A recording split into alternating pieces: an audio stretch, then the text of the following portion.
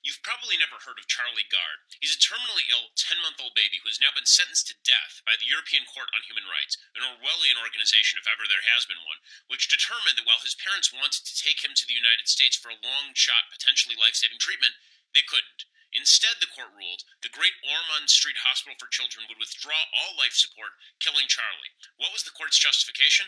Charlie had to quote-unquote die with dignity. You see, Charlie suffers from a mitochondrial disease that destroys the muscles in the brain. There was no available treatment in the United Kingdom, and so Charlie's parents, Chris Gard and Connie Yates, raised $1.6 million to fly him to the U.S. for an experimental treatment. But the hospital argued that the treatment wouldn't help Charlie and would prolong his suffering, and that they knew better than the parents who had to suffer through his illness and care for him every single day. Thus, the hospital argued that it would be in Charlie's best interest to die.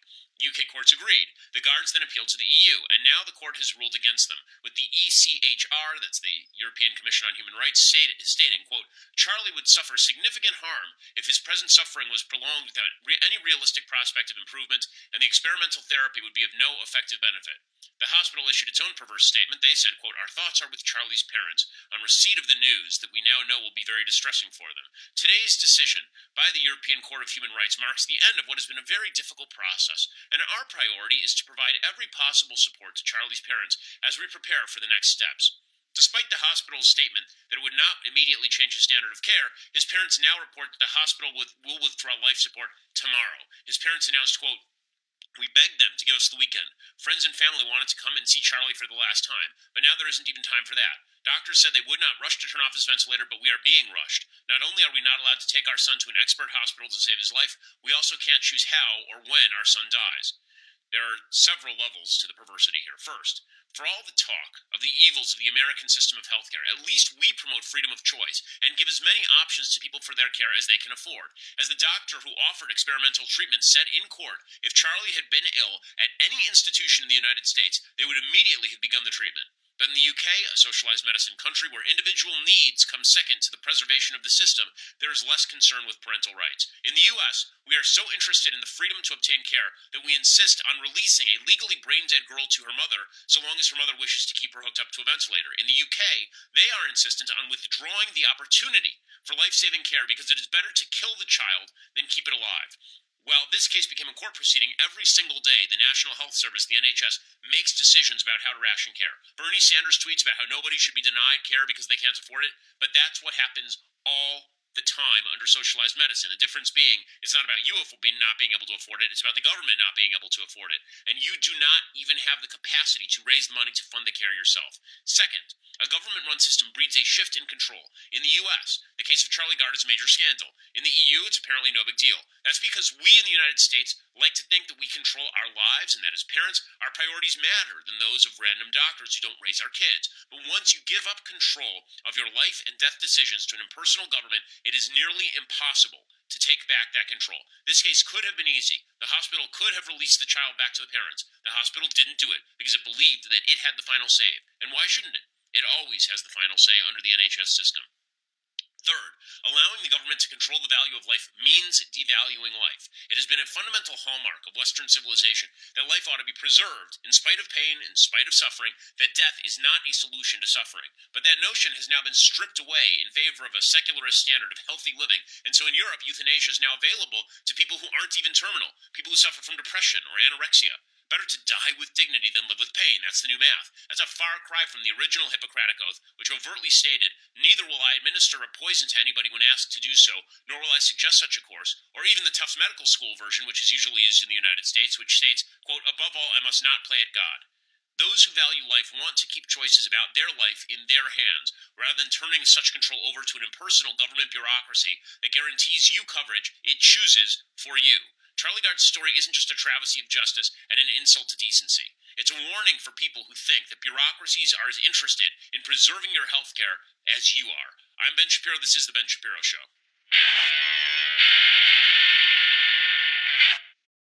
It's just a heartbreaking story. Now I want to talk a little bit more about the Charlie Gard story in a second. Plus, President Trump on Twitter again, saying stuff, CNN imploding, all sorts of fun coming up. But before we get to any of that, I want to say thank you to our sponsors over at Lyft. So, right now Lyft is looking for new drivers. And what makes Lyft fantastic for drivers is that you're allowed to tip in the app. When you drive for the right ride-sharing app, every trip feels great, and Lyft is that ride-sharing app. You can pick your own hours, you work when you want.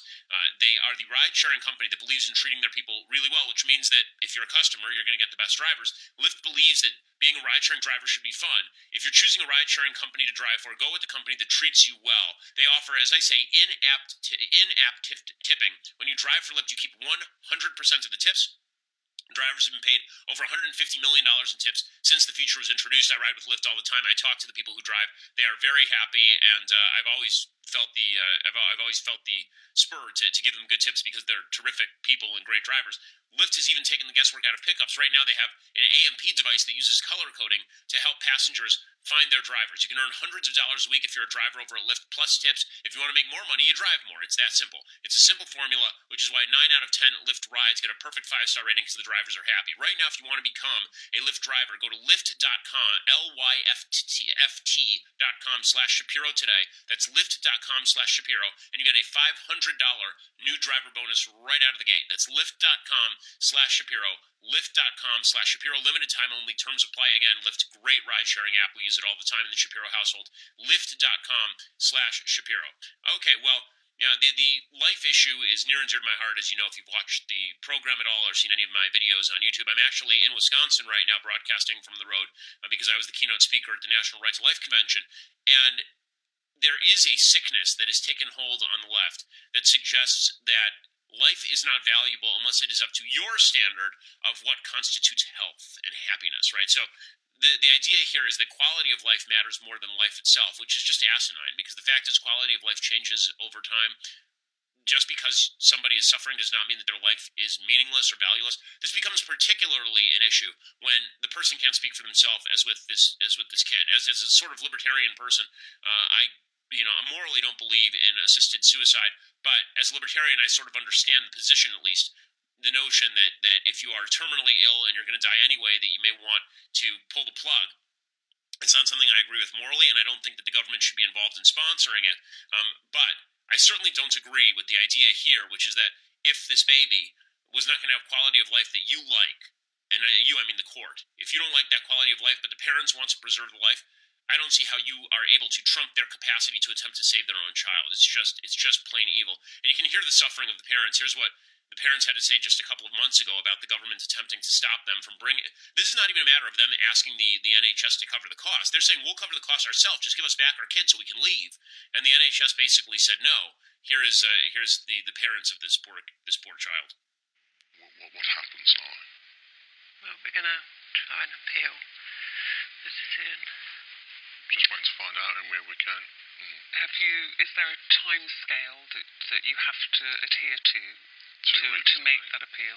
Yeah, it was 3 weeks, but it's now kind of a week's passing. It's 2 weeks today. That must be very difficult, Chris, to get your head around doing anything like that when you must be feeling so devastated about what happened at the end of that court I still case. haven't got my head around it. It was a week ago, and I'm still, I can't sleep, I can't eat.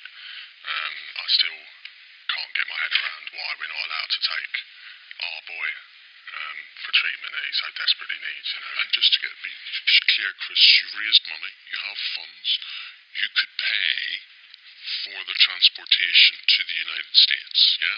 And you're prepared to do that. Yeah.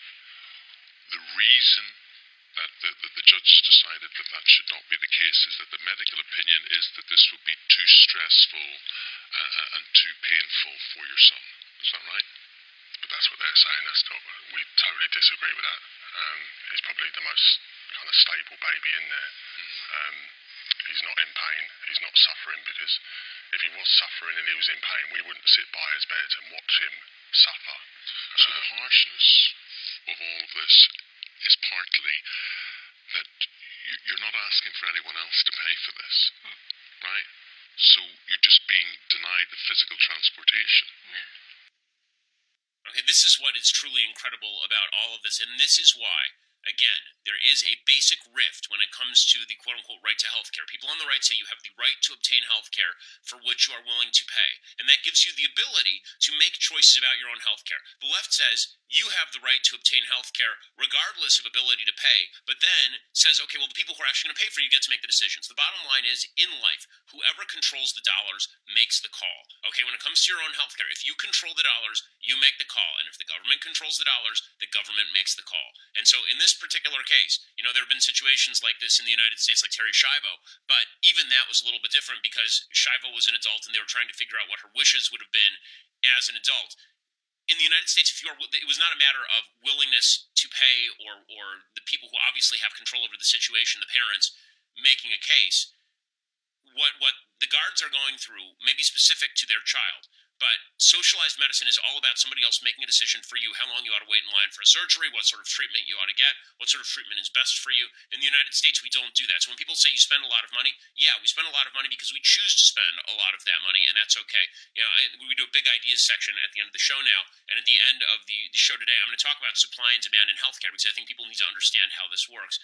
We'll get to that in a little bit, but before we do that, the other big news of the day, because everything is stupid, is President Trump decides that it is imperative that he go off on Mika Brzezinski and Joe Scarborough. So, as I mentioned yesterday, the only people who benefit from the media fight with Trump are the media and Trump. That's the American people don't benefit from this in any way. And because there's such a reactionary feeling on both sides, because Trump supporters are not, well, at least a lot of Trump supporters are not even interested in forwarding his policy goals. They're more interested in him slapping the left.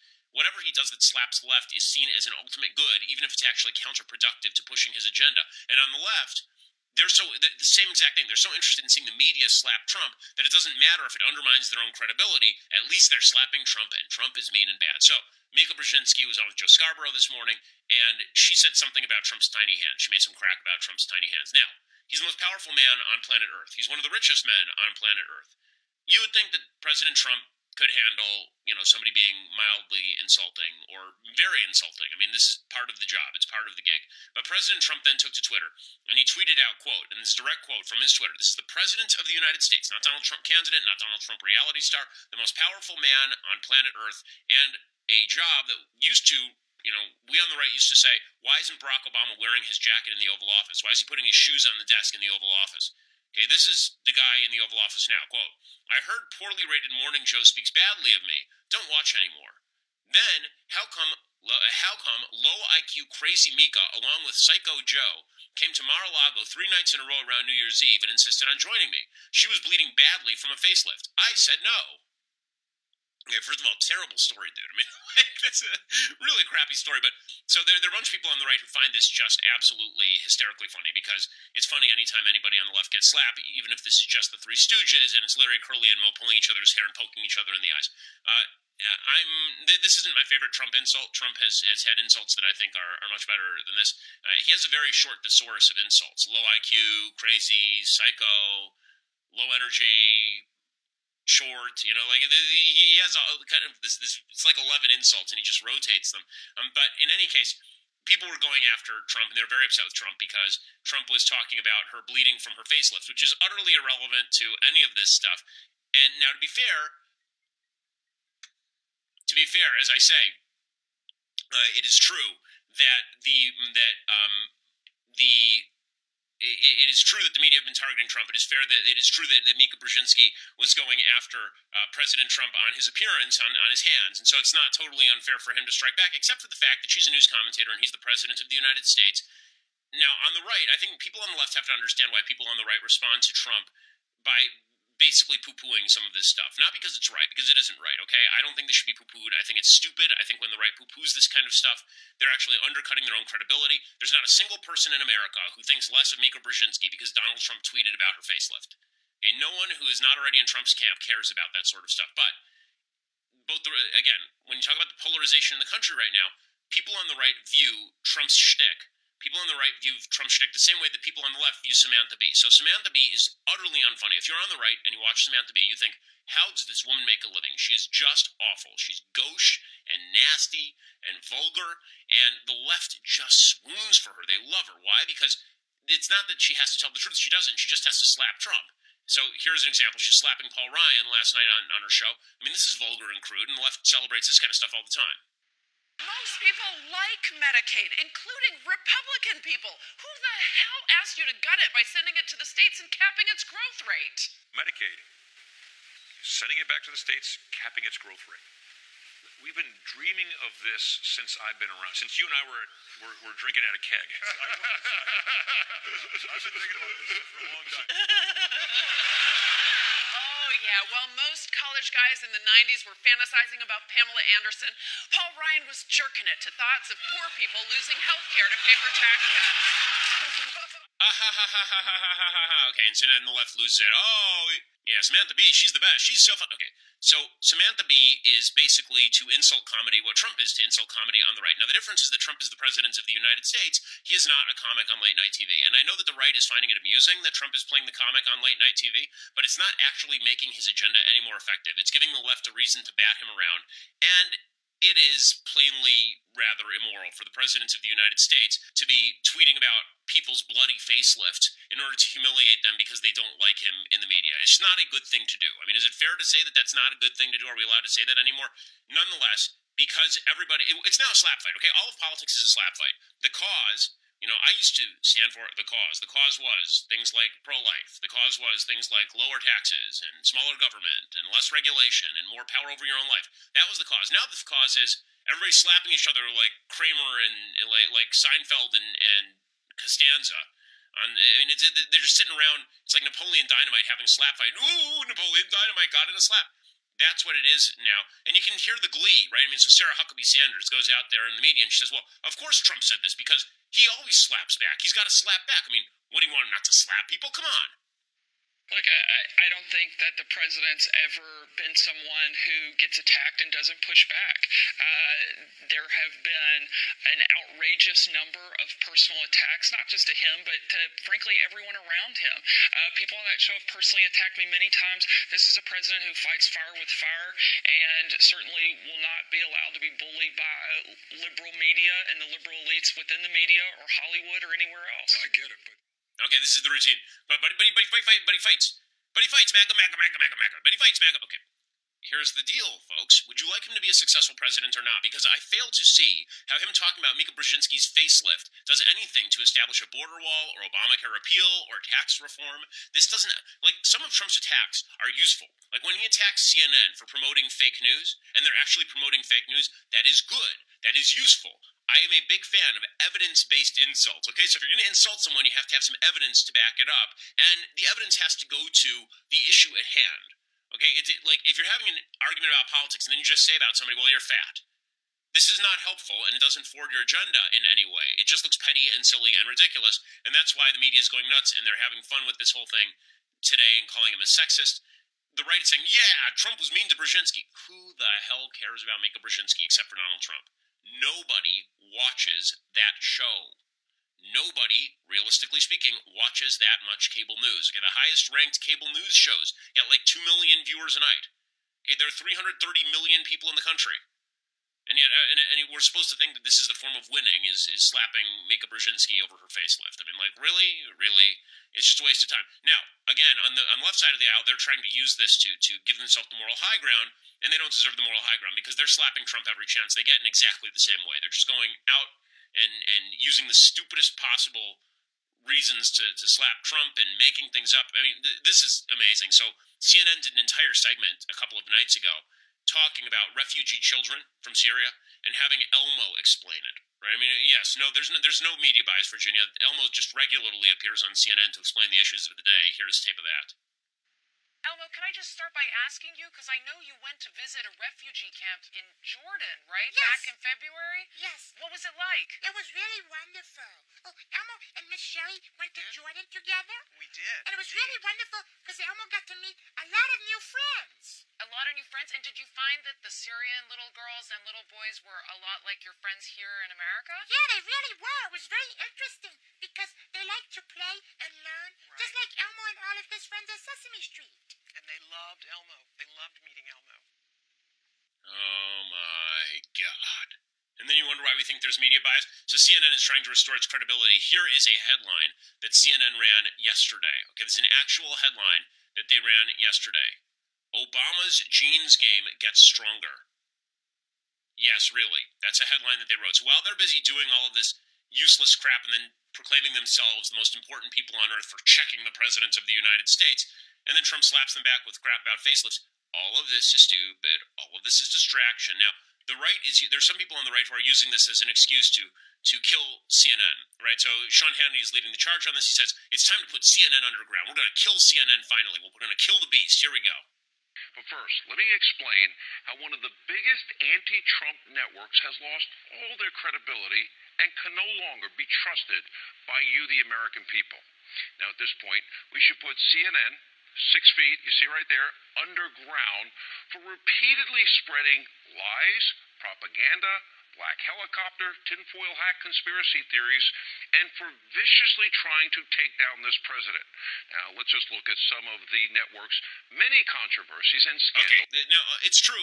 I've talked as much as Sean has about CNN's bias. CNN is wildly biased to the left. When Sean does this routine where he acts as though CNN only became biased in the last 5 minutes, so only now have they destroyed their credibility. They've been destroying their credibility for years. Again, you can find tape of me on YouTube saying that they were basically a propaganda outlet for Hamas during the Gaza war 3 years ago. So this is nothing new. I mean, this has been happening my entire adult life at the very least. But there's a sort of opportunism where Sean is saying, okay, let's use this opportunity to put CNN underground, and we'll just throw away whatever news they report at the same time.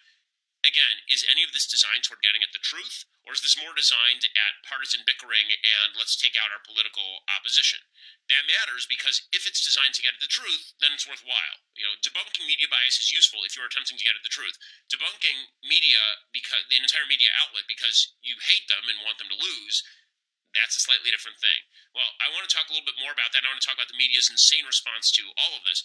But first, I want to say thank you to our friends over at Birch Gold. So, you should definitely have part of your portfolio in precious metals. There is risk of inflation, there is risk of disaster, natural disaster that affects monetary supply, there's risk of economic collapse, there's risk of stock market. You should always have part of your assets in something solid like precious metals. And that's where my friends at Birch Gold Group come in. They have a long-standing track record of continued success, thousands of satisfied clients, countless 5-star reviews, an A-plus rating with the Better Business Bureau. Right now, gold has been doing really well in the market. Actually, I think it's been rising for 5 or 6 months now. If you contact Birch Gold Group right now to request a free information kit on physical precious metals, they will send you a 16-page kit on how gold and silver can protect your savings and how you can legally move your IRA or 401k out of stocks and bonds into a precious metals IRA. To get that kit, go to birchgold.com/Ben. That is birchgold.com/Ben. Ask all your questions, get all your answers, and then when you're ready to invest in precious metals, talk to my friends over at Birch Gold. Again, that's birchgold.com/Ben. Use the /Ben so that they know that we sent you. Okay, so the media have responded to, CNN has responded to Trump being anti-media and to Hannity being anti-media by doing what they do best, playing the victim. So one of the most irritating facts about the way that Trump and the media play off each other is the media claim they're the victim, so we're justified in slapping Trump. And then Trump and Sarah Huckabee Sanders say Trump is the victim, and so they're justified in slapping Mika across her face-lifted head or whatever. So Brian Stelter yesterday on CNN, he said that anti-journalist rhetoric is on the rise and people are going to die. I told you a week and a half ago, 2 weeks ago, okay, when there was that shooting in Virginia by a Bernie Sanders supporting loon bag who hated Donald Trump, I said be very careful that you don't start labeling all rhetoric you don't like potentially violence-provoking, because the left will use that logic. Maybe they will anyway, but you can at least argue honestly against it if you don't use it yourself. Don't use the logic that rhetoric causes violence unless there's an open call for violence, because otherwise you are just basically trying to rule out all rhetoric. Whatever I think about Trump's stupid tweets, I don't think that they are causing violence against journalists, but that's not what Stelter is saying. Is people on the left, right, and in between who are pro-journalism recognize that most journalists try to be fair and right. And then he continues, but there's an alternative view, popular on partisan websites and social media, that is straight up anti-journalism. These activists and commentators don't promote accountability, they promote resentment and hatred. Some of this anti-journalism spin isn't about eradicating bias or improving news coverage. It's about trying to stamp out reporting altogether. So I generally disagree with this. I think most of the people who comment on media bias are not attempting to stamp out the media altogether, but there is a grain of truth to the idea that if you spend time promoting the Seth Rich conspiracy and then you turn around and you say CNN has to be put 6 feet under because they are all fake news, are you a truth teller or are you just somebody who's attempting to play a partisan game?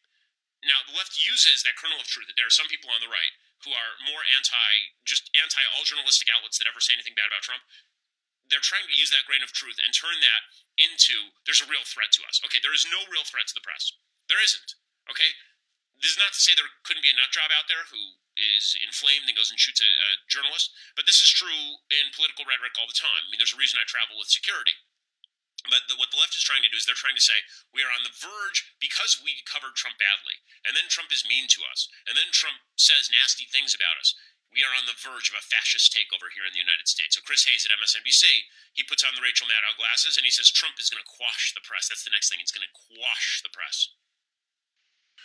Okay, just to break that down for a moment. First, Amazon does not own the Washington Post. Amazon CEO Jeff Bezos does. Second, there are no internet taxes. Amazon is now, however, collecting state sales tax nationwide. But President Trump's tweet goes beyond attacking the Washington Post as fake news, something he did as recently as yesterday. The president is very explicitly linking a complaint about a media entity to a threat, or at least implied threat, against the corporation associated with it. He did this as a candidate, too. During an October speech, he followed up a string of complaints about the media with this.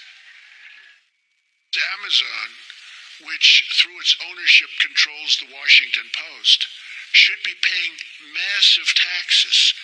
Okay, so we talked about this yesterday, and we talked about how silly this was, but Trump is not actually quashing the press. There's been no active move by President Trump to do anything remotely resembling quashing the press.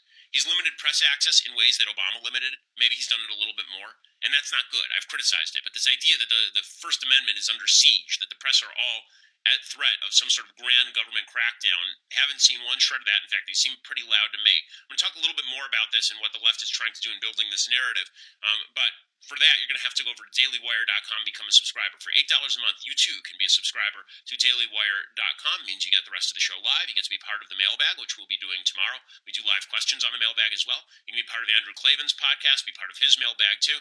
So lots of good stuff happening over at Daily Wire. Right now, if you become an annual subscriber, you get a free signed copy of the book that I wrote with my dad about the Chicago White Sox and baseball and fatherhood and being a son.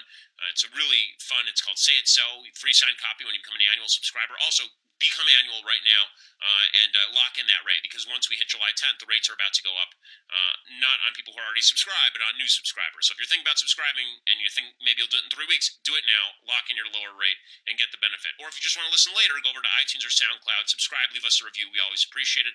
We are the largest conservative podcast in the nation.